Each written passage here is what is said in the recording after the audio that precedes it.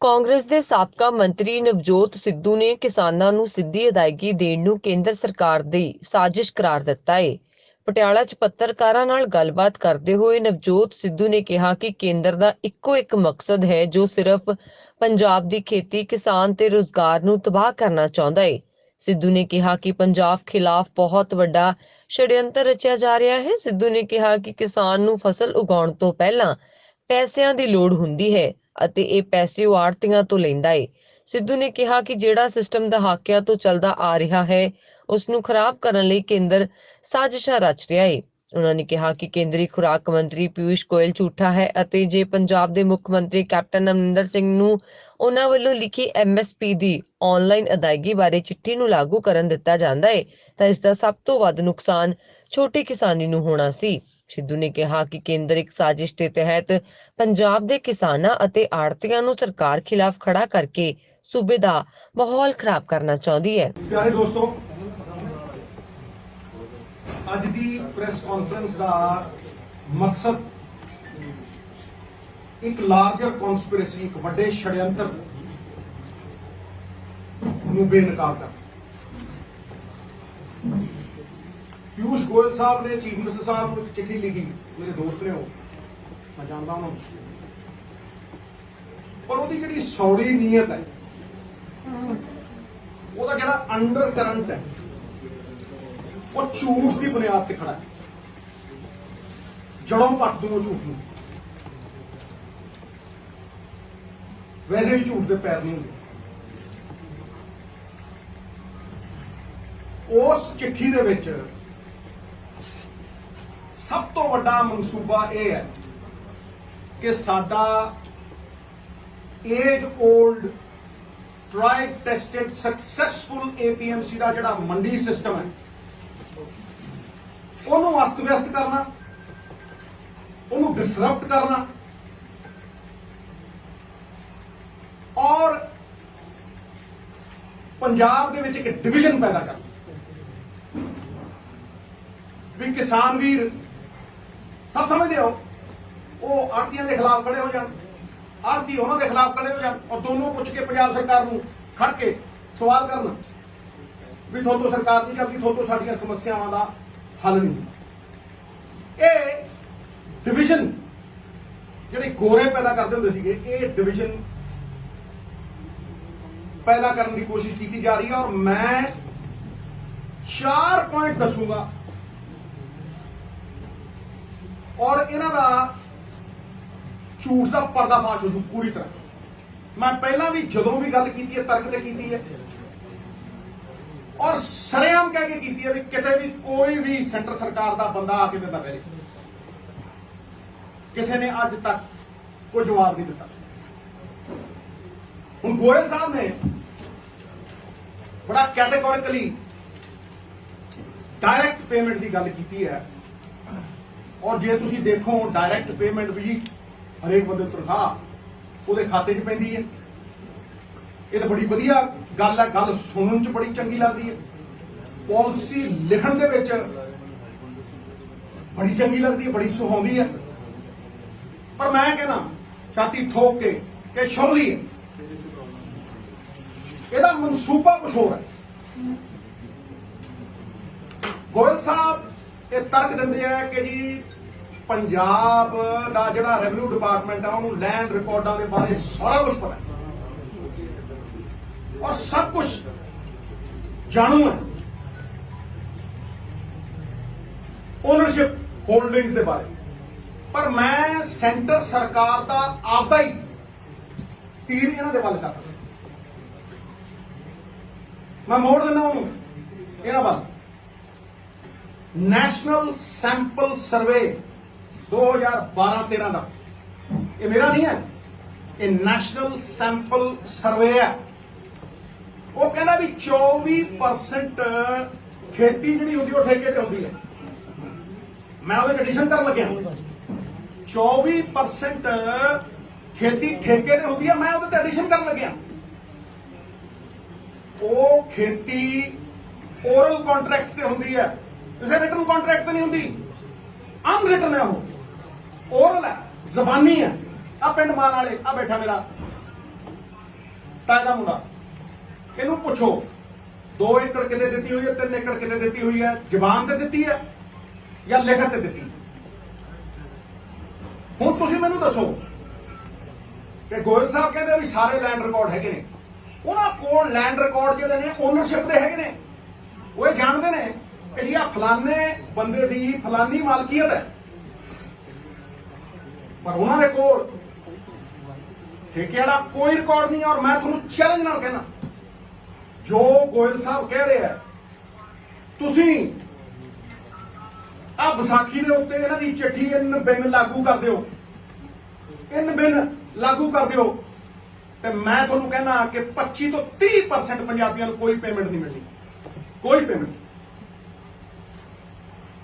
ਉਹ ਖੜਾ ਹੋ ਮੰਡੀ 'ਚ ਕਣਕ ਲੈ ਕੇ, ਪਰ ਉਹਨੂੰ ਪੇਮੈਂਟ ਮਿਲਣ ਦੀ ਕੋਈ ਉਮੀਦ ਨਹੀਂ ਹੋਊ। ਪਰ ਇਹ ਕਿਹੜਾ ਕਿਸਾਨ ਹੈ? ਮੈਂ ਛਾਤੀ ਠੋਕ ਕੇ ਕਹਿੰਦਾ, ਡੰਗੇ ਦੀ ਚੋਟ ਤੇ ਕਹਿੰਦਾ, ਕਿਹੜਾ ਕਿਸਾਨ ਹੈ? ਇਹ 2 ਏਕੜ ਆ, ਜਿਹੜੇ ਲੈਂਡ ਹੋਲਡਿੰਗਸ ਛੋਟੀਆਂ ਹੋ ਗਈਆਂ।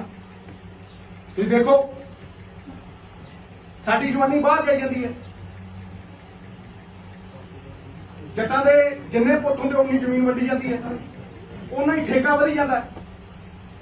ਇਹ ਸਾਰੇ ਉਹ ਨੇ ਜਿਹੜੇ ਕਤਾਰ ਦੇ ਵਿੱਚ ਅਖੀਰ 'ਚ ਖੜੇ ਨੇ, ਛੋਟੇ ਫਾਰਮਰ ਨੇ। ਇਹ 30% ਵਾਂਝੇ ਰਹਿ ਜਾਣਗੇ, ਮੈਂ ਡੰਕੇ ਦੀ ਚੋਟ ਤੇ ਕਹਿਣਾ। ਦੂਜੀ ਗੱਲ, ਮੇਰਾ ਦੂਜਾ ਪੁਆਇੰਟ, ਛੋਟੀ ਪ੍ਰੈਸ ਕਾਨਫਰੰਸ ਪਰ ਮੈਂ ਤਾਰ ਕਰ ਦੂੰ, ਜ਼ਾਰ ਕਰ ਦੂੰ। ਮੇਰਾ ਦੂਜਾ ਪੁਆਇੰਟ, ਭਾਈ ਇਹ ਛੋਟਾ ਕਿਸਾਨ ਜ਼ਮੀਨ ਠੇਕੇ ਤੇ ਲੈਣ ਤੋਂ ਪਹਿਲਾਂ ਪੈਸੇ ਕਿੱਥੋਂ ਲੈਂਦਾ? ਉਹਦੇ ਕੋਲ ਹੈ ਨਹੀਂ। ਜੇ ਉਹਨੇ 4 ਏਕੜ ਤੇ ਕਲਟੀਵੇਸ਼ਨ ਕਰਨੀ ਹੈ, 2 ਏਕੜ ਤੇ ਕਰਨੀ ਹੈ, 1.5 ਏਕੜ ਤੇ ਕਰਨੀ ਹੈ, 5 ਏਕੜ ਤੇ ਕਰਨੀ ਹੈ, ਉਹ ਆਪ ਕਿਲੋ ਪੈਸੇ ਲੈਂਦਾ। ਉਹ ਕਹਿੰਦਾ ਲਿਆ ਯਾਰ 2 ਲੱਖ ਦੇ ਦੇ, ਮੈਨੂੰ ਲੱਖ ਦੇ ਦੇ। ਕਿਉਂ? ਉਹਨੇ ਬੀਜ ਖਰੀਦਣਾ, ਉਹਨੇ ਠੇਕਾ ਦੇਣਾ। ਠੇਕਾ ਨਹੀਂ ਦੇਣਾ, ਉਹਨੇ ਠੇਕਾ ਦੇਣਾ।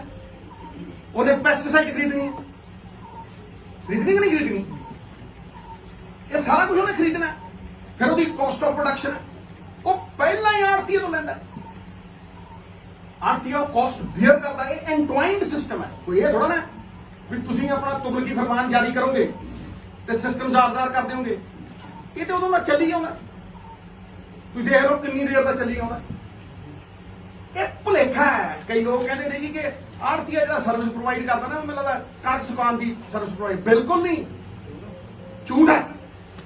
ਜਿਹਨੇ ਖੇਤੀ ਕੀਤੀ ਹੈ, ਜਿਹੜਾ ਖੇਤਾਂ 'ਚ ਰੁੜਿਆ, ਮਿੱਟੀ ਨਾਲ ਮਿੱਟੀ ਹੋਈ, ਜਿਹੜਾ ਭਿੰਡੀਆਂ ਨੂੰ ਮੋਢੇ ਲਾਇਆ, ਨਵਜੋਤ ਸਿੰਘ ਸਿੱਧੂ ਵਰਗੇ ਬੰਦੇ ਸਮਝ ਨਹੀਂ, ਉਹ ਜਾਣਦੇ ਆ ਵੀ ਇਹ ਸਿਸਟਮ ਕਿਵੇਂ ਚੱਲਦਾ।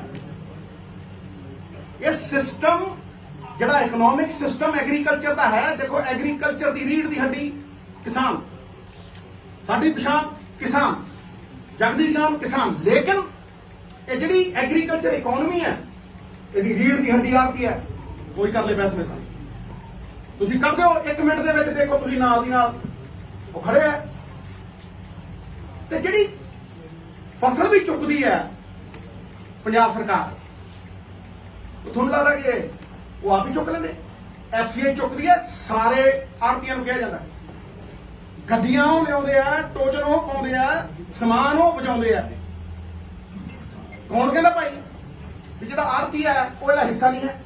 ਹੀ is not entwined with the system. ਹਾਂਜੀ, ਮੈਨੂੰ ਕੋਈ ਸਮਝਾ ਦੇ। ਫਿਰ ਤੁਸੀਂ ਕਹਿੰਦੇ ਹੋ ease of doing business. Ease of doing business ਤੇ ਇਹੀ ਹੈ ਵੀ ਗੁੱਡ ਫੇਥ ਤੇ ਕੰਮ ਚੱਲਦਾ। ਆੜਤੀ ਨਾਲ ਗੁੱਡ ਫੇਥ ਤੇ ਕੰਮ ਚੱਲਦਾ, ਜ਼ਬਾਨ ਦੇ ਨਾਲ ਕੰਮ ਚੱਲਦਾ। ਤੁਸੀਂ ਤਾਂ ਕਹਿੰਦੇ ਹੋ ਨਾ ਈਜ਼ ਆਫ ਇਟ। ਲਾ ਮੈਂ ਤੁਹਾਨੂੰ ਗਰੰਟੀ ਦਿੰਦਾ, ਤੁਸੀਂ ਕਹੋ ਜੀ ਕਾਗਜ਼ ਪੇਸ਼ ਕਰੋ, ਕਿਸੇ ਨੇ 6 ਮਹੀਨੇ ਦਾ ਕੰਟਰੈਕਟ ਕੀਤਾ, ਕਹਿੰਦੇ ਤੁਸੀਂ ਜਾ ਕੇ ਤਹਿਸੀਲਦਾਰ ਕੋਲ ਖੜਾ ਦਿਓਗੇ, ਤੁਸੀਂ ਜਾ ਕੇ ਪਟਵਾਰੀਆਂ ਦੇ ਕੋਲ ਖੜਾ ਦਿਓਗੇ, ਰਜਿਸਟਰੀ ਜਿੰਨਾ ਕੰਮ ਕਰਾਉਣਾ ਪਊ। ਕਿੰਨੇ ਕਰ ਦੇਣਗੇ ਮੈਨੂੰ ਦਿਖਾ ਦੇ। ਕਹਿੰਦੇ ਹਰਿਆਣਾ ਕਰ ਦੂ। ਮੈਂ ਦੇਖੂ 6 ਮਹੀਨਿਆਂ ਬਾਅਦ, ਸਾਲ ਬਾਅਦ ਰੌਲਾ ਕੇ ਤਾਂ ਪਤਾ ਹੈਲੀਕਾਪਟਰ ਨਹੀਂ ਉਤਰਨ ਦਿੰਦੇ। ਪਤੰਦਰਾਂ ਨੇ ਪੰਗਾ ਪਾਇਆ, 30% ਸਾਂਭ ਕੇ ਦਿਖਾਉਣਗੇ ਜੱਟਾਂ ਨੂੰ। ਇਕੱਠੇ ਨੇ ਹੁਣ ਪੰਜਾਬ ਵਾਲਿਆਂ ਨਾਲ। ਕਰ ਦੂ। अगर ये हो गया, अगर मेरी चाची ने मुछा होंगी, मैं चाचा ने कहना करके भाव 2 साल ही देखा, मैं देखूंगा कि कितना खुला। ये साडा जिहड़ा सिस्टम है, ये जिहड़ी कागजी कार्रवाई है, इहदे च नहीं है।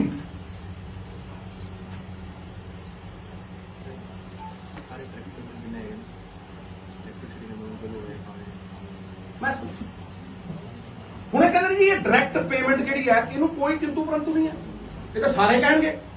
ਮੈਂ ਤੁਹਾਨੂੰ 3 ਡਾਇਰੈਕਟ ਪੇਮੈਂਟਾਂ ਜਿਹੜੀਆਂ ਸਰਕਾਰ ਕਰ ਰਹੀ ਹੈ ਨਾ, ਮੈਂ ਤੁਹਾਨੂੰ 3 ਦਾ ਐਗਜ਼ਾਮਪਲ ਦਿੰਦਾ। ਸਭ ਤੋਂ ਪਹਿਲਾਂ 7-8 ਮਹੀਨਿਆਂ ਪਹਿਲਾਂ ਜਦੋਂ ਸਾਰੇ ਸੁੱਤੇ ਪਏ ਸੀ, ਜਦੋਂ ਇਲੈਕਟ੍ਰਿਸਿਟੀ ਅਮੈਂਡਮੈਂਟ ਬਿੱਲ ਵੈਬਸਾਈਟ ਤੇ ਚੜਿਆ ਸੀਗਾ ਗਵਰਨਮੈਂਟ ਆਫ ਇੰਡੀਆ ਦੀ, ਮੈਂ ਉਦੋਂ 7 ਮਹੀਨੇ ਪਹਿਲਾਂ 8 ਮਹੀਨੇ ਪਹਿਲਾਂ ਕਿਹਾ ਸੀਗਾ ਇੱਕ ਹੋਰ ਸਾਜ਼ਿਸ਼ ਆ ਰਹੀ ਹੈ। ਉਹ ਅਮਲੀ ਜਾਮਾ ਚਾਹਤਾ, ਹੁਣ ਕਹਿੰਦੇ ਜੀ ਪੁੱਛ ਕੇ ਕਰਾਂਗੇ। ਇਹ ਪੁੱਛਿਆ ਸੀ ਤੁਸੀਂ ਜਿਹੜੇ 3 ਕਰੋੜ ਕਾਲੇ ਕਾਨੂੰਨ ਲਿਆਏ ਸੀਗੇ, ਕਿਸਾਨ ਨੂੰ ਪੁੱਛਿਆ ਤੁਸੀਂ?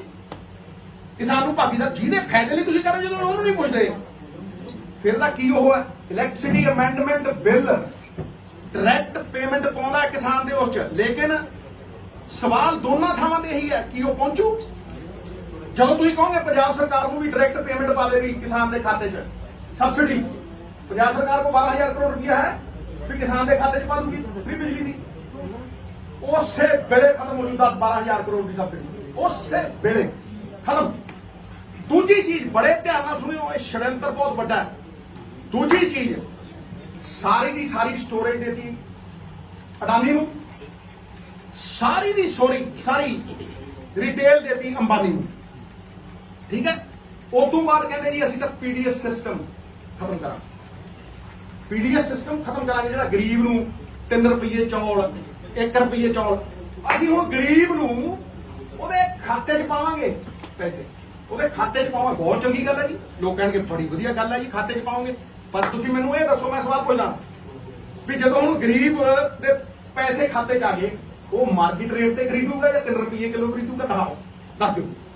ਇਹ ਦੇਖੋ ਕਿ ਗਰੀਬ ਦੇ ਖਾਤੇ 'ਚ ਪੈਸੇ ਪਾਤੇ, ਉਹਦੇ ਗਰੀਬ ਦੇ ਖਾਤੇ 'ਚ ਆ ਗਏ ਪੈਸੇ, ਪਰ ਉਹ ਖਰੀਦੂਗਾ ਜਾ ਕੇ ਅੰਬਾਨੀ ਦੀ ਰਿਟੇਲ ਤੋਂ ਔਰ ਮਾਰਕੀਟ ਰੇਟ ਦੇ ਉੱਤੇ। ਤੀਜੀ ਡਾਇਰੈਕਟ ਪੇਮੈਂਟ ਆ,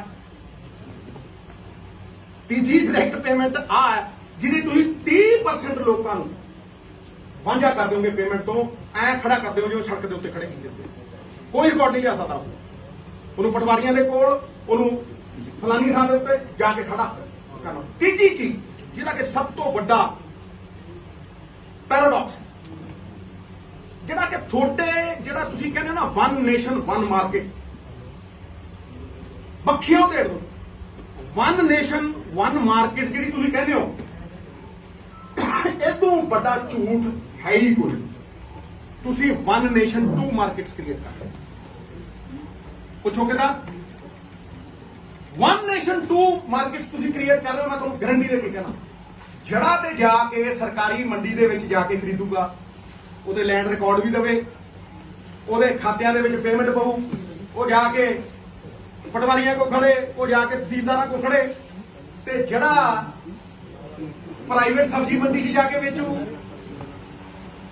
ਜਿਹੜਾ ਪ੍ਰਾਈਵੇਟ ਅੰਬਾਨੀ ਦੀ ਅਡਾਨੀ ਨੂੰ ਜਾ ਕੇ ਕਣਕ ਦਊ, ਜੀਰੀ ਦਊ, ਜਿਹੜਾ ਜਾ ਕੇ ਆੜ੍ਹਤੀ ਨੂੰ ਪ੍ਰਾਈਵੇਟ ਮੰਡੀ ਦੇ ਵਿੱਚ ਜੀਰੀ ਦਊ, ਉਹਨੂੰ ਕੋਈ ਲੋੜ ਨਹੀਂ ਹੈ, ਉਹਨੂੰ ਕੋਈ ਲੋੜ ਨਹੀਂ ਹੈ, ਉਹਨੂੰ ਨਾ ਕਾਗਜ਼ ਦਿਖਾਉਣ ਦੀ ਲੋੜ ਹੈ, ਉਹਨੂੰ ਭਾਵੇਂ ਆਨਲਾਈਨ ਪੇਮੈਂਟ ਕਰ ਦਿਓ, ਉਹਨੂੰ ਭਾਵੇਂ ਜਿਵੇਂ ਮਰਜ਼ੀ ਕੈਸ਼ 'ਚ ਪੇਮੈਂਟ ਕਰ ਦਿਓ, ਕਿ ਤੁਹਾਡੇ ਪਿਓ ਦਾ ਰਾਜ ਹੈ ਵੀ ਇੱਕ ਕਾਨੂੰਨ ਤੁਸੀਂ 2 ਤਰੀਕੇ ਨਾਲ 2 ਬੰਦਿਆਂ ਤੇ ਲਾਓਗੇ। ਇਹਦਾ ਮਤਲਬ you are promoting private mandis, you are promoting Ambanis and Adanis, you are promoting them। ਇਹ ਕਲੀਅਰ, ਇਹ ਸਾਫ਼। ਨਹੀਂ ਤਾਂ ਤੁਸੀਂ ਵਿਊ ਉੱਥੇ ਕਿਉਂ ਨਹੀਂ ਲਾਏ? ਜਦੋਂ ਕੋਈ ਬੰਦਾ ਪ੍ਰਾਈਵੇਟ ਮੰਡੀ 'ਚ ਸਬਜ਼ੀ ਵੇਚਣ ਜਾਂਦਾ, ਨਹੀਂ ਤਾਂ ਉਹਨੂੰ ਟੈਕਸ ਲੱਗਦਾ। ਅਗਰ ਮੈਂ ਯਾਰ ਜਾ ਕੇ ਪ੍ਰਾਈਵੇਟ ਮੰਡੀ ਵਿੱਚ ਉਹ ਕਾਗਜ਼ ਦਿੰਦਾ, ਜਾਂ ਤਾਂ ਤੁਸੀਂ ਉਹਨੂੰ ਵੀ ਲਿਖਦੇ, ਉਹ ਕਾਗਜ਼ ਦਿੰਦਾ। ਜਦੋਂ ਕੋਈ ਬੰਦਾ ਅੰਬਾਨੀ ਅਡਾਨੀ ਨੂੰ ਦੇਣ ਜਾਊਗਾ, ਉਹ ਕਾਗਜ਼ ਦਿੰਦਾ, ਉਹਨੂੰ ਤੁਸੀਂ ਆਨਲਾਈਨ ਪੇਮੈਂਟ ਕਰਦੇ ਹੋ। ਇਹ ਕਿੱਥੋਂ ਇਨਸਾਫ ਹੈ ਮਹਾਰਾਜ ਸੈਂਟਰ ਸਰਕਾਰ ਵਾਲਿਓ, ਵੀ ਤੁਸੀਂ ਇੱਕ ਕਾਨੂੰਨ 2 ਬੰਦਿਆਂ ਲਈ ਅੱਡ-ਅੱਡ ਲਾਗੂ ਕਰ ਰਹੇ ਹੋ? ਇਹ ਹੋਇਆ ਕਦੇ ਅੱਜ ਤੱਕ? ਇਹ ਜੀ ਤੇਰੇ ਲਈ ਕਾਨੂੰਨ ਅੱਡ ਹੈ, ਤੇਰੇ ਲਈ ਕਾਨੂੰਨ ਅੱਡ ਹੈ, ਤੇਰੇ ਲਈ ਕਾਨੂੰਨ ਅੱਡ ਹੈ। ਇਹ ਜਿਹਾ ਕਿਹੜਾ ਕਾਨੂੰਨ ਹੈ? ਮੈਨੂੰ ਦੱਸ ਦਿਓ, ਸੁਝਾ ਦਿਓ। It impinges on the spirit of the Constitution. No discrimination on the basis of caste, color and creed. ਇਹ ਸਾਡੀ Constitution, ਸਾਡੇ ਫੈਡਰਲ ਸਟਰਕਚਰ ਦੇ ਉੱਤੇ ਬਹੁਤ ਵੱਡੀ ਮਾਰ ਹੈ। ਤੁਸੀਂ ਬਾਂਹ ਮਰੋੜ ਨਹੀਂ ਜਾਂਦੇ ਹੋ ਸਾਡੀ। ਤੁਸੀਂ ਡਬਲ ਸਟੈਂਡਰਡ ਦਿਖਾਉਂਦੇ ਹੋ, ਤੁਸੀਂ ਡਿਸਪੈਰਿਟੀ ਕੌਨਸਟੀਟਿਊਸ਼ਨ ਹੈ ਨਾ ਇਕੁਆਲਿਟੀ, ਕਿੱਥੇ ਦੀ ਇਕੁਆਲਿਟੀ ਹੈ? ਤੁਸੀਂ ਡਿਸਪੈਰਿਟੀ ਕਰ ਰਹੇ ਹੋ, ਸ਼ਰੇਆਮ ਡਿਸਪੈਰਿਟੀ ਕਰ ਰਹੇ ਹੋ। Same law different for different people. ਇਸ ਕਰਕੇ ਮੈਂ ਕੋਰ ਨਿੰਦਾ ਕਰਦਾ ਔਰ ਇਹਨੂੰ ਇੱਕ ਛੜਯੰਤਰ ਸਾਡੇ ਏਪੀਐਮਸੀ ਨੂੰ ਡਿਸਮੈਂਟਲ ਕਰਨ ਦਾ, ਇੱਕ ਐਸੀ ਸਿਚੁਏਸ਼ਨ ਕ੍ਰੀਏਟ ਕਰਨ ਦਾ ਜਿਹੜੀ ਕੱਲ ਨੂੰ ਕਿਓਸ ਟੂ ਕਨਫਿਊਜ਼ਨ ਕ੍ਰੀਏਟ ਕਰ, ਪਾਈ ਲੜਾ ਦੇ। ਪੰਜਾਬ ਦੇ ਵਿੱਚ ਇੱਕ ਐਸੀ ਪਰਿਸਥਿਤੀ ਪੈਦਾ ਕਰਦੇ ਜਿਹੜੀ ਲਾਅ ਐਂਡ ਆਰਡਰ ਸਿਚੁਏਸ਼ਨ ਬਣ ਗਈ, ਫਿਰ ਤੁਹਾਨੂੰ ਹੈਂਡਲ ਮਿਲ ਜੇ, ਫਿਰ ਤੁਹਾਡੇ 4 ਲਗਾੜੇ ਉੱਠ ਕੇ ਜਿਹਨਾਂ 2 ਸੀਟਾਂ ਨਹੀਂ ਮਿਲਦੀਆਂ ਉਹ ਗਵਰਨਰ ਕੋਲ ਜਾਣ ਤੇ ਕਹਿਣ ਦੇਖੋ ਜੀ ਆ ਦੇਖੋ ਸਥਿਤੀ ਖਰਾਬ ਹੋ ਗਈ। ਜਾਓ ਨਾ ਬਿਹਾਰ ਦੇ ਵਿੱਚ ਕਹੋ ਸਥਿਤੀ ਖਰਾਬ ਹੋ ਗਈ, ਰੈਫਟੇ ਵੱਜਦੇ ਆ, ਧੱਕੇ ਮਾਰ ਲਿਜਾਂਦੇ ਆ ਉਹ। ਜਾਓ ਨਾ ਕੋਈ ਚੀਫ ਉੱਥੇ ਹਰਿਆਣੇ ਦੇ ਵਿੱਚ ਔਰ ਕਹੋ ਕਿ ਚੀਫ ਮਿਨਿਸਟਰ ਦਾ ਹੈਲੀਕਾਪਟਰ ਨਹੀਂ ਉਤਰਨ ਦਿੰਦੇ, ਡਿਪਟੀ ਸੀਐਮ ਨੂੰ ਪੈਰ ਨਹੀਂ ਧਰਨ ਦਿੰਦੇ, ਉੱਥੇ ਸਥਿਤੀ ਠੀਕ ਹੈ? ਆਪਣੀ ਵਾਰੀ ਆਉਂ ਹੈ। ਯੂ ਆਰ ਇਨਸਾਈਟਿੰਗ them, ਤੁਸੀਂ ਇਨਸਟੀਗੇਟ ਕਰਦੇ ਹੋ ਸਾਡੇ ਕਿਸਾਨ, ਤੁਸੀਂ ਉਹਨੂੰ ਪੀਸਫੁਲ ਪ੍ਰੋਟੈਸਟ ਕਰਨ ਤੋਂ ਬਹੁਤ ਜ਼ਿਆਦਾ ਉਹਦੀ ਬਾਂਹ ਮਰੋੜ ਰਹੇ। I categorically declare it as economic blackmail. ਮੈਂ ਕਹਿੰਦਾ ਇਹ ਇਕਨੋਮਿਕ ਬਲੈਕਮੇਲ ਹੈ ਵੀ ਤੁਸੀਂ ਸਾਡੇ ਪਹਿਲਾਂ ਗੱਡੀਆਂ ਰੋਕਤੀਆਂ ਸੀ, ਤੁਸੀਂ ਸਾਡੇ ਪ੍ਰੈਸ਼ਰ ਪਾਉਂਦੇ। ਪੰਜਾਬੀ ਨੇ ਪੰਜਾਬੀ ਪਿਆਰ ਨਾਲ ਜਾਨ ਮੰਗੋ ਜਾਨ ਵਾਰ ਦੇਣਗੇ। ਵਾਰੀ ਹੈ ਇਹ ਉਹ ਸਟੇਟ ਹੈ ਜਿਹਨੇ ਦੇਸ਼ ਲਈ ਜਾਨਾਂ ਵਾਰੀਆਂ। ਪਰਮਵੀਰ ਚੱਕਰ ਜਿੱਤੇ 2% ਲੋਕਾਂ ਨੇ ਮੇਰੇ ਖਿਆਲ 67% ਲੋਕਾਂ ਦਾ ਪੇਟ ਭਰੇ। ਹਾਂਜੀ ਹੁਣ ਮੈਂ ਅਗਲੇ ਪੁਆਇੰਟ ਤੇ ਆਵਾਂ। ਇਹ ਹਟ ਗਿਆ ਕਿੱਥੀ ਤੋਂ ਥੋੜਾ ਜਿਹਾ ਪਰ ਇਹ ਜੁੜਿਆ ਹੋਇਆ। ਇਹ ਹੈਗਾ ਜਿਹੜੀ ਆਰਬੀਆਈ ਦੀ ਸਾਡੀ ਕੈਸ਼ ਕ੍ਰੈਡਿਟ ਲਿਮਿਟ ਹੈ। ਇਹ ਪੁਆਇੰਟ ਨੰਬਰ 4 ਹੈ, non extension of the cash credit limit ਜਿਹੜੀ ਆਰਬੀਆਈ ਦੀ ਹੈ ਸਾਡੇ ਤੇ 89,200 ਕਰੋੜ ਦਾ ਕਰ ਗਿਆ। ਤੁਸੀਂ ਫਿਰ ਤੁਗਲਕੀ ਫਰਮਾਨ ਜਾਰੀ ਕਰਦੇ ਹੋ ਔਰ 3 ਦਿਨ ਦੇ ਵਿੱਚ ਤੁਸੀਂ ਐਨਪੀ ਡਿਕਲੇਅਰ ਕਰ ਦਿਓ। ਦਸ਼ਕਾਂ ਤੋਂ ਚੱਲਿਆ ਆ ਰਿਹਾ ਇੱਕ ਸਿਸਟਮ ਜਿਹਦੇ ਚ ਆਰਬੀਆਈ ਸਾਨੂੰ ਫੈਸਿਲਿਟੇਟ ਕਰਦੀ ਸੀ। ਹਾਂਜੀ ਅਸੀਂ ਵੀ ਖਰੀਦਦੇ ਸੀ, ਉਹ ਵੀ ਖਰੀਦਦੇ ਸੀ, ਐਫਸੀਆਈ ਉਹ ਖਰੀਦੀ। ਤੁਸੀਂ ਇੱਕੋ ਦਮ 3 ਦਿਨ ਪਹਿਲਾਂ ਤੁਸੀਂ ਇਹ ਕਹਿੰਦੇ ਹੋ ਕਿ ਜੀ 21 ਤਰੀਕ ਨੂੰ ਮਾਰਚ ਦੀ ਤੁਸੀਂ ਐਨਪੀ ਹੋ ਗਏ, ਤੁਹਾਡਾ ਜਿਹੜਾ ਅਕਾਊਂਟ ਹੈ ਉਹ ਆਊਟ ਆਫ ਆਰਡਰ ਹੋ ਗਿਆ। ਆਈ ਕੁਐਸਚਨ ਦ ਟਾਈਮਿੰਗ। ਮੈਂ ਸਵਾਲ ਖੜੇ ਕਰਦਾ ਇਸ ਟਾਈਮਿੰਗ ਦੇ ਉੱਤੇ। ਇਹ ਹੁਣੇ ਕਿਉਂ ਸੁਣਿਆ ਤੁਹਾਨੂੰ? ਇਹ ਅੱਜ ਹੀ ਤੁਸੀਂ ਕਿਉਂ ਕਹਿਣਾ ਚਾਹੁੰਦੇ ਹੋ ਵੀ ਸਾਡਾ ਜਿੰਨਾ ਕਰਦੇ ਤੁਸੀਂ ਆਰਬੀਆਈ ਮਨਾ ਕਰ ਰਿਹਾ? ਹਰ ਸੰਸਥਾ ਨੂੰ ਤੁਸੀਂ ਕਠਪੁਤਲੀ ਬਣਾ ਲਿਆ। ਆਪਦੇ ਇਸ਼ਾਰਿਆਂ ਦੇ ਉੱਤੇ ਆਪਦੇ ਸੈਲਫਿਸ਼ ਵੈਸਟਡ ਇੰਟਰਸਟ ਨੂੰ ਤੁਸੀਂ ਸਟੇਟਾਂ ਦੀ ਬਾਂਹ ਮਰੋੜਨ ਦੇ ਲਈ ਯੂਜ਼ ਕਰਦੇ ਹੋ, ਤੁਸੀਂ ਸਟੇਟਾਂ ਦੇ ਖਿਲਾਫ ਯੂਜ਼ ਕਰਦੇ ਹੋ। ਫਿਰ ਅਲਫਾਜ਼ ਕਿੰਨਾ ਖੂਬਸੂਰਤ ਯੂਜ਼ ਕਰਦੇ ਹੋ ਜਿਹੜਾ ਕਿ ਡਾਇਰੈਕਟਲੀ ਕੰਟਰਾਡਿਕਟਰੀ। ਤੁਸੀਂ ਸਾਡੇ ਕਿਸਾਨ ਨੂੰ ਸਜ਼ਾ ਦੇਣ ਦੇ ਲਈ ਕਰ ਰਹੇ ਹੋ ਵੀ ਉਹ ਤੁਹਾਡੇ ਖਿਲਾਫ ਖੜਾ ਹੈ। ਇਸ ਦੇਸ਼ ਦੇ ਵਿੱਚ ਪੀਸਫੁਲ ਪ੍ਰੋਟੈਸਟ ਜਿਹੜਾ ਹੈ ਉਹ ਜੁਰਮ ਹੋ ਗਿਆ। ਸੱਤਿਆਗ੍ਰਹਿ ਜਿਹੜਾ ਹੈ ਜਿਹਦੀ ਸਫਲਤਾ ਨੂੰ ਤੁਸੀਂ ਰੋਕ ਨਹੀਂ ਸਕਦੇ, ਉਹਦੀ ਬਦਨਾਮੀ ਤੁਸੀਂ ਸ਼ੁਰੂ ਕਰ। ਔਰ ਤੁਸੀਂ ਸ਼ਬਦ ਕੀ ਯੂਜ਼ ਕਰ ਰਹੇ ਹੋ? Cooperative federalism. ਵਾਹ, ਇਹੋ ਕਿੰਨੀ ਸੋਹਣੀ ਅੰਗਰੇਜ਼ੀ ਸਿੱਖੀ। ਅਸੀਂ ਅੰਗਰੇਜ਼ੀ ਸਕੂਲਾਂ ਦੇ ਪੜ੍ਹਿਆ ਮਿੱਤਰਾ, ਕਾਟ ਦਿਆਂਗੇ ਇਹਨੂੰ, ਵਾਰ ਕਰਾਂਗੇ, ਤੁਹਾਡੇ ਬੰਬ ਦੇ ਕੱਢ ਜਵਾਬ ਨਹੀਂ ਆਣੇ ਤੁਹਾਨੂੰ। ਕੋਆਪਰੇਟਿਵ ਫੈਡਰਲਿਜ਼ਮ ਤੇ ਤੁਹਾਡੇ ਨਾਲ ਬੜੀ ਕੋਆਪਰੇਸ਼ਨ ਕਰ ਰਹੇ ਹਾਂ।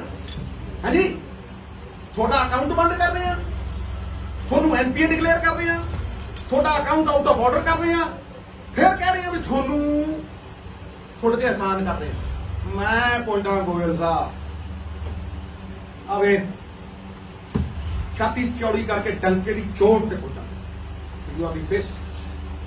ਤੁਸੀਂ ਹੱਥਾਂ ਤੇ ਬੈਠਦੇ ਹੋ, ਜਿੱਥੇ ਐਗਰੀਕਲਚਰ ਮਿਨਿਸਟਰ ਵੀ ਬੈਠਦਾ ਉੱਥੇ ਵੀ ਤੁਸੀਂ ਨਾਲ ਬੈਠ। ਮੈਂ ਜਾਣਦਾ ਚਾਰਟਰਡ ਅਕਾਊਂਟੈਂਟ ਮੇਰੇ ਵਧੀਆ ਦੋਸਤ ਮੈਨੂੰ ਪਿਆਰ ਹੈ ਤੁਹਾਡਾ, ਪਰ ਇੱਥੇ ਸਵਾਲ ਪੰਜਾਬ ਦਾ ਮੈਂ ਪੁੱਛਦਾ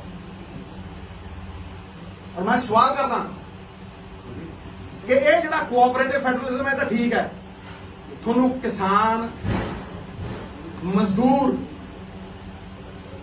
ਔਰ ਜਿੰਨੇ ਵੀ ਸਾਡੇ ਛੋਟੇ ਕਿਸਾਨ ਨੇ ਉਹਨਾਂ ਦੀ ਉਦੋਂ ਯਾਦ ਨਹੀਂ ਆਈ, ਉਹਨਾਂ ਦੀ ਉਦੋਂ ਯਾਦ ਨਹੀਂ ਆਈ ਜਦੋਂ ਤੁਸੀਂ ਅੰਬਾਨੀ ਨੂੰ ਪੈਸੇ ਛੱਡਦੇ ਹੋ, ਜਦੋਂ ਤੁਸੀਂ ਐਨਪੀਏ ਵੱਡੇ ਵੱਡੇ ਕਾਰਪੋਰੇਟਸ ਤੇ ਤੁਸੀਂ ਛੱਡਦੇ ਹੋ, ਜਦੋਂ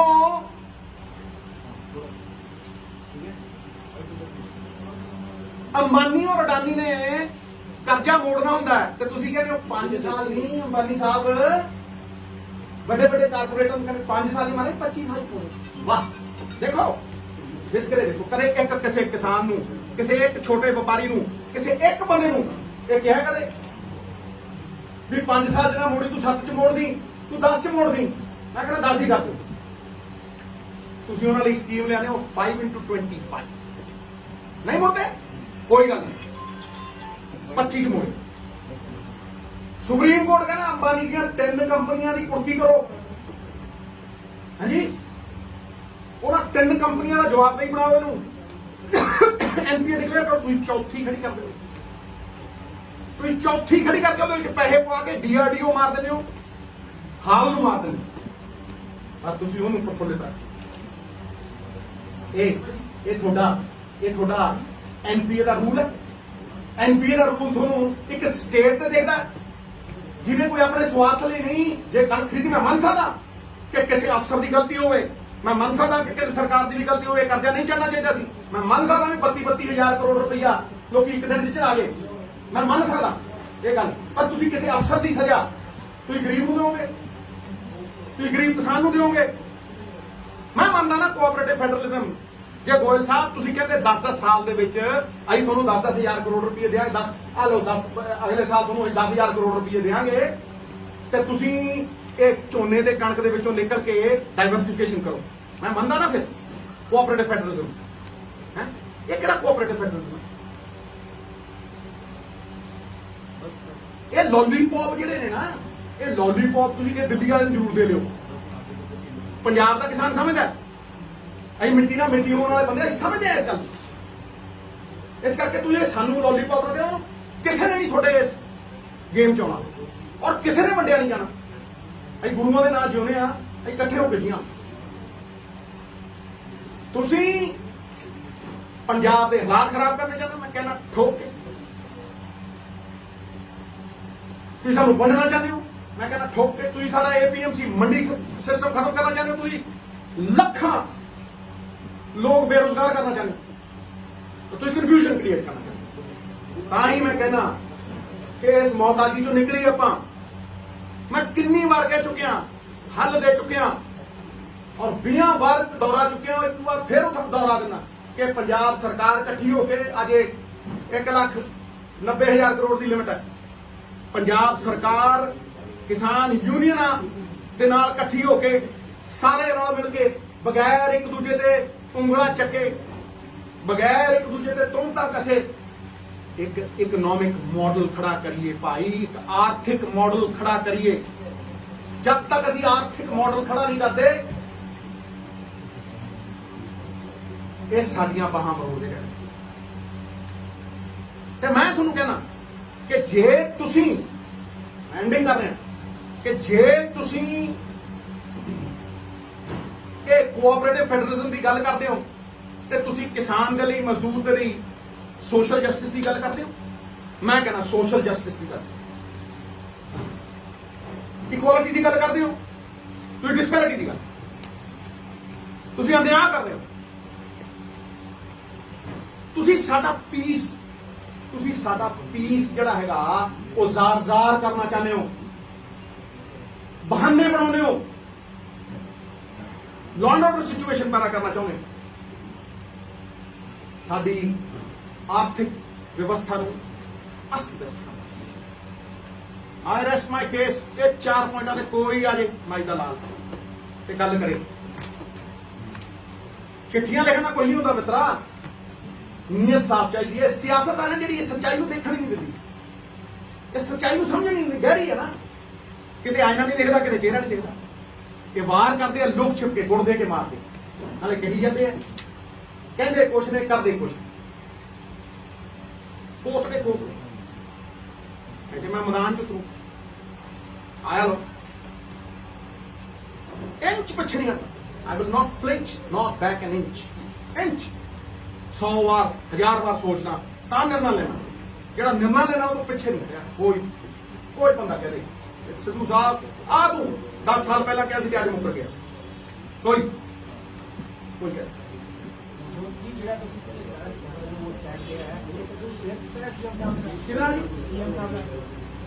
सीएम साहब ने कल चिट्ठी लिखी है कि नहीं लिखी? देखो जी उन्होंने लिखी है वो आपका वो है। मैं जी गल कह रहा इसका जवाब दे दे कोई जवाब। मैं नहीं ना टुटदा, मैं फिर कह रहा सानू अपने पैरों ते खड़ा होना पऊ। मेरा राह अड्ड है, मेरा राह अड्ड है। मैं मौता जी के खिलाफ हाँ, मैं कब्जे के भी खिलाफ हाँ, ते मैं राह दिते, मैं और राह तो पिछे नहीं हटिया। ते तुसीं याद रखियो मेरी गल, देर आवे सवेर आवे राह उही चुनना पैंदा। दूआ राह, एक मिनट खड़ो, दूआ राह नहीं है, दूआ राह नहीं है। मैनू दस दो बगैर इनकम के की होगा, इनकम कितों आनी मैं दस चुकिया। कोई नवी गल नहीं है, मैं कोई नवी गल्लां कर रहा, पुरानियां ने। सिद्धू साहब जिस तरह तुसीं कही है गल, ये चिट्ठी पत्तर मसले का हल नहीं है कि जिवें सीएम साहब ने नहीं ये गल नहीं मैं कही। तू यार देख करना बड़ा पुराना पापी है, क्यों करता? मैं तो रब को बख्शिश मंगदा, तू मेरे शब्द का पा मित्रा। गल समझ, बड़ी सिंपल जी गल है। मैं इन्हां दी जिहड़ी साजिश है उजार तार की जवाब दे, ये जवाब। ये कोऑपरेटिव फेडरलिज्म की गल करते हैं, मैं वो तोड़ता। ये गल करते भी साडे लैंड रिकॉर्डां दे विच सब कुछ पता है, मैं वो तोड़ता। 30% बंदे को पेमेंट नहीं मिलनी, तुम देख रहे खड़े कर दो उन्होंने। खरीदार ने की है, मैं की है भी भाई तुम अंबानिया के लिए रूल अड रखते हो, साडे लिए रूल अड रखते हो। तुम वन नेशन वन मार्केट के नाम के उत्ते 3 कानून लेंगे, थोड़े कानूनों का ही मैं जड़ तो पट देना। इन्हों की जी आत्मा है उन्होंने खेड़ देना, शरीर कितने रहेगा। तुम वन नेशन 2 मार्केट्स क्रिएट कर, 2 मार्केट्स प्राइवेट प्लेयरों को हेल्प कर रहे हो, ठीक है जी, तो तुम सरकारी मंडी मार रहे हो। सिद्धू साहब कानूनी तौर पर फाइट करोगे? मैं क्या देखो मेरी गल सुनो, मैं तो पहले दिन का कहना भी ये कानूनी लीगल। मैं तो पहले तुम देखो विधानसभा सैशन से, ठीक है, मैं उत्थे ठोक के क्या करी कि ये कानून इलीगल ने, इराशनल ने, रिजेक्ट करो इन्हूं। कई सूबे नहीं मनते, असीं नहीं मनते, कावेरी रिवर वाटर्स दे विच स्टेट नहीं मनते, असीं SYL ਵੇਲੇ नहीं मने। हाँ जी ਜਿਹੜਾ ਹੈਗਾ NRCC ਆ ਜਿਹੜਾ ਹੈਗਾ CA ਜਿਹੜਾ ਹੈਗਾ ਇਹਨੂੰ ਕਿਹੜਾ ਸਟੇਟ ਮੰਨੇ ਨੇ।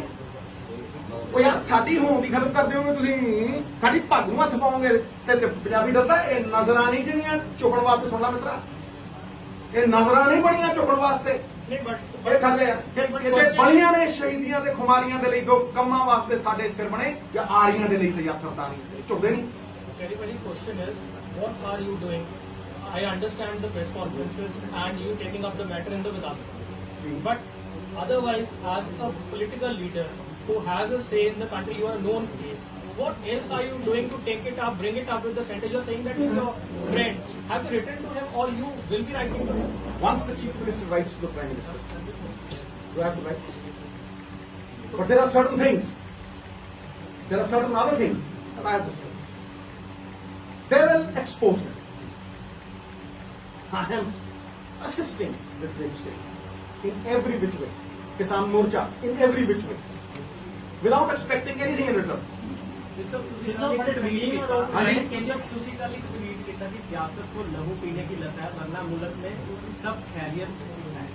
ये सिर्फ एक पार्टी लगी है या जो तुम्हारा एक्सपीरियंस है उस लिहाज से तुझे तू जानी यार साथी जानी यार तू ने कोई दाम नहीं ट्वीट तो आता है ਮਿੱਤਰਾ ਟਵੀਟ ਮੇਰਾ ਕਿ ਤੂੰ ਮੈਂ ਤਾਂ ਨਹੀਂ ਕਿਹਾ ਮੈਂ ਐਕਸਪਲੇਨ ਠੀਕ ਹੈ ਨਾ तो बड़े ਮੈਂ ਕਹਿਤਾ ਜਿਹੜੇ ਸਮਝਣਾ ਸਮਝ ਜਾਂਦੀ ਹੈ ਤੂੰ ਜੋ ਮੇਰੇ ਤੋਂ ਕਹਾਉਣਾ ਜਾਣਾ ਨਹੀਂ ਕਹਿੰਦਾ नहीं मैदान चाह रहे ਮੈਂ हैं ਕਿਹਾ ਮੈਦਾਨ ਚ ਆਉਂਗਾ ਤੈਨੂੰ ਦੱਸ ਕੇ ਥੋੜਾ ਨਾ ਆਉਂਗਾ ਮੈਂ ਵੀਡੀਓ ਦੱਸ ਕੇ ਥੋੜਾ ਨਾ ਆਉਂਗਾ ਮੈਦਾਨ ਚ ਆ ਰਿਹਾ ਮਿੱਤਰਾ ਜਦੋਂ ਤੁਸੀਂ ਗੁਪਤ ਵਿਚਾਰ ਪ੍ਰਗਟ ਕਰਦੇ ਹੋ ਨਾ ਉੱਥੇ ਹੀ ਖਤਮ ਹੋ ਜਾਂਦਾ 200 ਬੰਦੇ ਨਿਕਲ ਜਾਣਗੇ ਐਂ ਕਰ ਸਿੱਧੂ ਸਾਹਿਬ ਪਰ ਪੰਜਾਬ ਦੇ सिर्फ ਲੋਕ बड़े संगीन आरोप लगाए केंद्र सरकार ने बार्डर से बैठे किसानों बंधों मौजूदा की तरह यूपी बिहार में ਜਿਹੜੇ ਮਜ਼ਦੂਰ ਹੈਗੇ ਉਹਨਾਂ ਤੋਂ ਕੰਮ ਕਰਾਇਆ ਜਾਂਦਾ ਨਸ਼ੇੜੀ ਬਣਾਇਆ ਜਾਂਦਾ ਹਿਊਮਨ ਰਾਈਟ ਹੈ ਖਾਸ ਹਿਊਮਨ ਰਾਈਟ ਹੈ ਨਾ ਯਾਰ ਹਿਊਮਨ ਰਾਈਟ ਵਾਇਲੇਸ਼ਨ ਕਹਿ ਰਿਹਾ ਹੈ ਨਾ ਮੈਂ ਪੁੱਛਣਾ ਕੋਵਿਡ ਹੋਇਆ ਸੀ ਕੋਵਿਡ ਲੱਖਾਂ ਕਰੋੜਾਂ ਮਜ਼ਦੂਰ ਹਜ਼ਾਰਾਂ ਮੀਲ ਤੋਰੇ ਤੁਸੀਂ ਨੰਗੇ ਪੈ ਬਿਲਕ ਕੇ ਮਰੇ ਪਹਿਲਾਂ ਉਹਦਾ ਜਵਾਬ ਦੇ ਹਿਊਮਨ ਰਾਈਟ ਸੀ ਕਿ ਨਹੀਂ ਸੀ ਜਾ ਦੇ ਜਵਾਬ ਮੈਂ ਉਹਨਾਂ ਜਿੱਤ ਕੇ ਉਹ ਹਿਊਮਨ ਰਾਈਟ ਵਾਲੇ ਨਹੀਂ ਨੰਗੇ ਪੈਰ ਤੋੜੇ ਤੁਸੀਂ ਤੁਹਾਨੂੰ ਸ਼ਰਮ ਨਾ ਆਈ ਹੈ ਗਰੀਬ ਬੇਆਬਰੂ ਕੀਤਾ ਤੁਸੀਂ ਕਿਹਨੂੰ ਸਨਮਾਨ ਦਿੰਦੇ ਹੋ ਤੁਸੀਂ ਕਿਹਨੂੰ ਜੱਫੀਆਂ ਪਾਉਂਦੇ ਹੋ ਤੁਸੀਂ ਕਿਹਨੂੰ ਖੜ ਕੇ ਵੈਲਕਮ ਕਰਦੇ ਹੋ ਕਿਹਦੇ ਜੋ 300 ਕਿਸਾਨ ਸ਼ਹੀਦ ਹੋ ਗਿਆ ਇੱਕ ਸ਼ਬਦ ਬੋਲੇ ਤੇ ਕਹੇ ਅਮੀਰ ਦੇ ਜਵਾਕ ਜਮਦਾ ਤਾਂ ਕੌਣ ਕੌਣ ਜੋ ਤੈਨੂੰ ਪਤਾ ਨਹੀਂ ਮਿੱਤਰਾ ਹਿਊਮਨ ਰਾਈਟ ਵਾਇਲੇਸ਼ਨ ਦੀ ਗੱਲ ਕਰਦੇ ਤੁਸੀਂ ਹੋਏ ਸ਼ਰਮ ਕਰੋ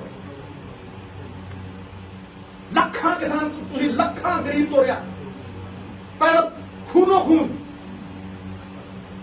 ਸੜਕਾਂ ਦੇ ਉੱਤੇ ਜਵਾਕ ਪੈਦਾ ਹੋਏ ਸੜਕਾਂ ਦੇ ਉੱਤੇ ਮਰੇ ਗੱਡੀਆਂ ਥੱਲੇ ਆ ਲੋਕ ਮਰੇ ਹੈ ਕਾਹਦੇ ਪਿੱਛੇ ਜ਼ਲੀਲ ਕੀਤੇ ਤੁਸੀਂ ਵੀ ਗੱਲ ਕਰਦੇ ਹੋ but what about the institutions ਤੁਸੀਂ ਹੁਣੇ ਕਿਹਾ ਕਿ ਜਿਹੜੇ institutions the RBI and others ਉਹਨਾਂ ਨੂੰ ਇਹ ਮਿਸਯੂਜ਼ ਕਰ ਰਹੇ ਆਮ ਪੁਲਿਸ ਕਰ ਰਹੇ ਚਲੋ ਬਾਕੀ ਉਹ ਵੀ ਕਰ ਰਹੇ ਹੈ ਸੀਬੀਆਈ ਤੇ ਏਜੰਸੀਜ਼ ਨੂੰ ਵੀ ਕਰ ਰਹੇ ਹੈ ਤੁਹਾਨੂੰ when we talk about Punjab ਨਾਲ ਜਦੋਂ ਤੁਸੀਂ ਕਰਦੇ ਆ ਯੂ ਥਿੰਕ ਦੈਟ ਇਹਨੂੰ ਸਟਰੋਂਗਲੀ ਨਹੀਂ ਲਿਖਿਆ ਜਾ ਰਿਹਾ ਜਦੋਂ ਆਪਾਂ ਉਹਨਾਂ ਨੂੰ ਲਿਖਦੇ ਆ ਆਪਾਂ ਤਾਂ ਕਿੱਥੇ ਲਿਖ ਰਹੇ ਹਾਂ ਉਹਨਾਂ ਨੂੰ ਛੋਟੇ ਭਾਈ ਜਿਹੜਾ ਇਹ ਮੁੱਦਾ ਹੈ ਨਾ ਆਪਾਂ ਇਹਦੇ ਫੋਕਸ ਜੇ ਮੈਂ ਉਹਦੇ ਪੁੱਤਰ ਨੂੰ ਬੋਲਿਆ ਨਾ ਹੈਡਲਾਈਨ ਕੋਈ ਉਹ ਨਹੀਂ ਲੱਗ ਮੈਂ ਨਹੀਂ ਚਾਹਦਾ ਉਹ ਗੱਲ ਨਾ ਮੈਂ ਯਾਦ ਯਾਰ ਇੰਨਾ ਸਿਆਣਾ ਪਤਾ ਨਹੀਂ ਇੰਨਾ ਪੜਿਆ ਲਿਖਿਆ ਮੈਂ ਤਾਂ ਇੰਨਾ ਭਰੋਸਾ ਤੇ ਮੈਂ ਤੇਰੇ ਲੇਖ ਪੜਦਾ ਜ਼ਬਰਦਸਤ ਲੇਖ ਤੈਨੂੰ ਪਤਾ ਨਹੀਂ ਭਰਾ ਕਿ ਕਿਹੜੀਆਂ ਕਿਹੜੀਆਂ ਤੈਨੂੰ ਪਤਾ ਨਹੀਂ ਕਿ ਕਿਹੜੇ ਜੱਜ ਬੈਠ ਕੇ ਪ੍ਰੈਸ ਕਾਨਫਰੰਸ ਕਰਦੇ ਕੀ ਹੈ ਸਭ ਪਤਾ ਮਿੱਤਰਾ ਜਿਵੇਂ ਮੇਰੇ ਮੂੰਹ ਨੂੰ ਬਣਾਉਣਾ ਮੈਂ ਤੇ ਆ ਕੱਢ ਲਿਆ ਯਾਰ ਤੂੰ ਇਹਨੂੰ ਲਾ ਸਿੱਧੇ ਸਾਹਮਣੇ ਤੁਸੀਂ ਕਹਿ ਰਹੇ ਹੋ ਕਿ ਸਰਕਾਰ ਤੇ ਕਿਸਾਨਾਂ ਨੂੰ ਜਿਹੜਾ ਰਲ ਕੇ ਕੁਝ ਕਰਨਾ ਚਾਹੀਦਾ ਹੈ ਰਾਜਨੀਤੀ ਕਰਨੀ ਚਾਹੀਦੀ ਤੁਸੀਂ ਆਪਣੀ ਪੰਜਾਬ ਸਰਕਾਰ ਦੀ ਗੱਲ ਕੀਤੀ ਤੁਸੀਂ ਉਹਨਾਂ ਨਾਲ ਗੱਲ ਕੀਤੀ ਇਸ ਤਰ੍ਹਾਂ ਮੈਂ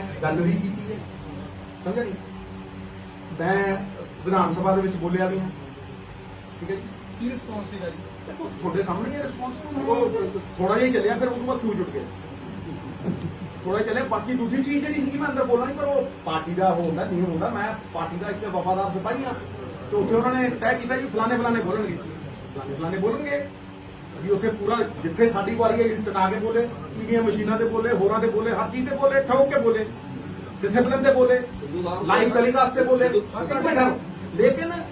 ਲੇਕਿਨ ਜਿਹੜੀ ਗੱਲ ਮੈਂ ਕਰਨੀ ਸੀ ਤੁਹਾਡੇ ਸਾਹਮਣੇ ਰੱਖੀ